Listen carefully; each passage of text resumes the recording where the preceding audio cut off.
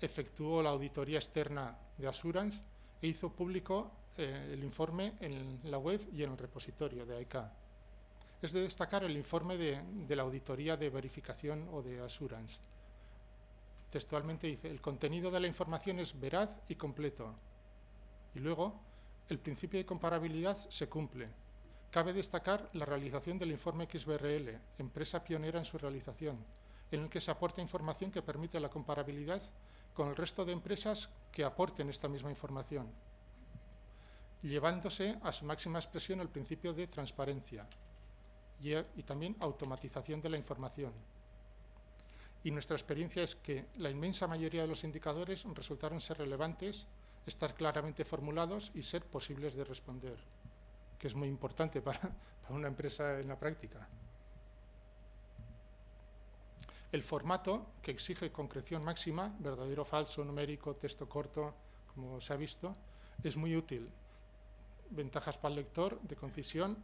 Para los elaboradores también te da ventajas porque te simplifica el trabajo de elaboración. No tienes que escribir, casi, y es un requisito indispensable para la comparabilidad. En la práctica nos hemos encontrado también con alguna limitación, que es, por ejemplo, ha habido casos en que no había correspondencia literal o de contenido entre los indicadores de XBRL, RSC y de GRI. La consecuencia es que, a diferencia de lo inicialmente esperado, los indicadores de XBRL, RSC, a pesar de ser son cuantitativamente más que los del GRI, no fueron suficientes para la memoria GRI. Y en la práctica, a Khan le supuso elaborar dos documentos. Uno, el informe XBRL, RSC, y luego la memoria GRI. Allá por marzo, por abril, cuando Khan tenía prácticamente concluido el informe XBRL, llegó a pensar, el Xavier Erice practicante llegó a pensar, bueno, pues ya está, ya tengo la información, esto ahora la complemento con alguna cuestión de texto, la carta del director, etcétera, le hago el resumen ejecutivo y esto va al GRI también. Pero luego, en concreto, pues nos dimos cuenta de que no, de que faltaban cosas.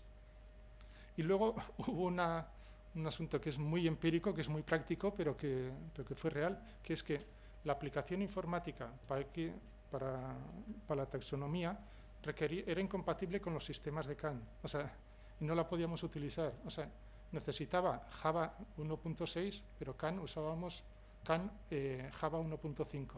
Y yo lo traté con informática. Me explicaron que ellos prefieren trabajar con versiones que no sean las últimas, por asuntos de fiabilidad, de conocimiento, etcétera. Con lo cual, bueno, estuvimos cerca de tirar la toalla a mitad del proceso, pero con ilusión, y dices, bueno, hasta aquí he llegado, pues tengo que salir por delante y no por detrás. Bueno, al final conseguimos salir. Quiero explicar un poco más sobre la correspondencia de los indicadores. Y allí hay dos cuestiones. Una, la relación entre los indicadores XBRL, RSC y los indicadores GRI. Y luego hay un asunto también que es con los XBRL en inglés y tiene que ver con cuestiones del proceso de traducción. Y tendrá que ver con la dimensión internacional de esto, claro. En la relación entre XBRL y GRI se dan cuatro tipos de situaciones. Una, en que los indicadores son literalmente iguales en uno y en otro. Por ejemplo, XBRL, medidas tomadas en respuesta a incidentes de corrupción, y en GRI, SO4, medidas tomadas en respuesta a incidentes de corrupción. Perfecto.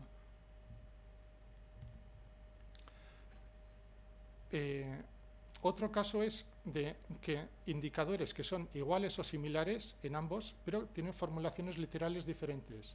Por ejemplo, lo relativo a los grupos de interés. En XBRL se pide sistemas para detectar las necesidades presentes y futuras de los grupos de interés y sistemas de análisis y adaptación de las estrategias a las expectativas y necesidades cambiantes de los grupos de interés. Tú dices, bueno, muy bien y perfecto. Más o menos esto recoge lo esperable respecto a los grupos de interés. Luego, pero en GRI, el 4.16 dice enfoques adoptados para la inclusión de los grupos de interés, incluidas la frecuencia de su participación por tipos y categorías de grupos de interés. Y el 4.17 dice principales preocupaciones y aspectos de interés que hayan surgido a través de la participación de los grupos de interés y la forma en la que ha respondido la organización a los mismos en la elaboración de la memoria. Más o menos piden lo mismo o casi lo mismo o muy parecido, ¿no? Pero para ti como practicante y como persona que estás respondiendo y estás elaborando la memoria, te crea una cierta inseguridad. ¿Estaré respondiendo bien? ¿No estaré respondiendo? Etcétera. Hay más ejemplos. Bueno, otro tipo de caso es algunos indicadores de GRI que no están en XBRL. Por ejemplo, uno, que me corregirme si estoy equivocado, pero pienso que es así, el SO2, porcentaje y número total de unidades de negocio analizadas con respecto a riesgos relacionados con la corrupción. Este yo no lo he encontrado en XBRL. Y luego, por supuesto, los de estrategia o los de enfoque de gestión. A su vez, hay indicadores que están en XBRL, pero que no en GRI. Y estos enriquecen o dan concreción a GRI, y son muchos y enriquecen mucho la taxonomía XBRL. Y, por ejemplo, uno que es relevante, que es la relación retribución de los empleados sobre retribución media del país por categorías. Esto no lo pide el GRI, pero es un indicador muy relevante y un enriquecimiento. Vale, ahora el asunto del juego entre inglés, castellano e inglés. No siempre coinciden las denominaciones de los indicadores XBRL en inglés con los originales GRI en inglés. Y entiendo que es porque pasan por un proceso de traducción a través del castellano. Digo los originales GRI en inglés, o sea, porque yo entiendo que hablando de reporting, pues la fuente, bueno, para mí el original es el GRI, ¿no? Y hay dos ejemplos. Uno, habría más, ¿no? Pero estos son significativos. Verification, en inglés macarrónico, en XBRL, frente a Assurance en el GRI, pero si veis, en XBRL en inglés dice verification, en castellano dice verificación, el GRI en castellano dice verificación, pero el GRI en inglés dice assurance. Tema conceptual. Claro, sí, pero, o sea, yo entiendo que puede haber tema conceptual, pero también entiendo que es un juego un asunto de traducciones, o sea, porque, digamos, hay en lógica hay una cuestión que se llama la función inversa o relación recíproca entre cosas, ¿no? Entonces, si en origen hay assurance, tú lo traduces por verificación, luego cuando vuelves, la vuelta te tiene que dar lo mismo. Si no, está pasando algo raro. Pero esto, digamos, andando en casa, andando en España, no importaría mucho, porque todos sabemos de qué estamos hablando. Pero tú esto lo pasas al extranjero, a internacional, digamos, una empresa en Grecia, una empresa en Finlandia o una empresa de Estados Unidos, va a usar el XBRL y se va a encontrar no con assurance, que es a lo que está acostumbrado, sino va a encontrar con verification. A no ser que, bueno, tal. Y lo mismo pasaría con measures frente a actions, por ejemplo. Y podría haber más ejemplos, ¿eh? Ocurre que yo en Caja Navarra llevo también cuestiones de lengua, entonces estoy bastante habituado a los asuntos de traducción, las idas y vueltas, etc.